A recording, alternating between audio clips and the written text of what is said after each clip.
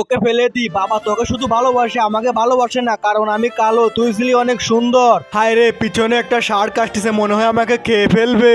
কি হলো? আমার ছেলেটা কোথায়? আমার ছেলে কোথায় গেল? আমি সহ্য করতে পারছি না। না তো, শার্কটা তো আমাকে কিছুই বলছে না, ওর পিঠে করে আমাকে গুড়োই বেড়াচ্ছে আর ডাঙায় তুলে দিল তো ভালো লাগলো। যাই, টাটা। তোমাকে অনেক ধন্যবাদ। অনেক ঠান্ডা লাগছে, একটু আগুন ফুহাইনি। মাছ এনে মাছ কিছু পুড়াই খেতে হবে, কারণ আমার অনেক ক্ষুধা লেগেছে, সারাদিন ধরে কিছু খাই না। হ্যাঁ, এবার একটু ঘুমিয়ে পড়ি। বাবার কথা মনে পড়লো, আমাকে একটা লাঠি দিয়ে নৌকো বানাতে হবে, না হলে আমি বাবার কাছে যেতে পারবো না। হ্যাঁ, বানানো হয়ে গেছে, এখন আমি যাই। সবাই দোয়া করবেন আর সবাই লাইক সাবস্ক্রাইব করবেন। অনেক ঝড় চলে এলো তো মাঝপথে, আমি তো রাস্তায় চলে আসি, আমি তো কিছুই চিনছি না। হ্যাঁ, সামনে আমার বাড়ি দেখতে পাচ্ছি, দৌড়ায় যাই, আমার বাবাকে ডাক দেই। বাবা বাবা, আমি চলে এসেছি, আমাকে আমার বোন ফেলে দিছিল। থাক বাবা, পুলিশ আসতেছে, ওদেরকে ধরে নিয়ে যাবে, তুই চিন্তা করিস না, আমিও জানি, আমি ব্যাপারটা বুঝতে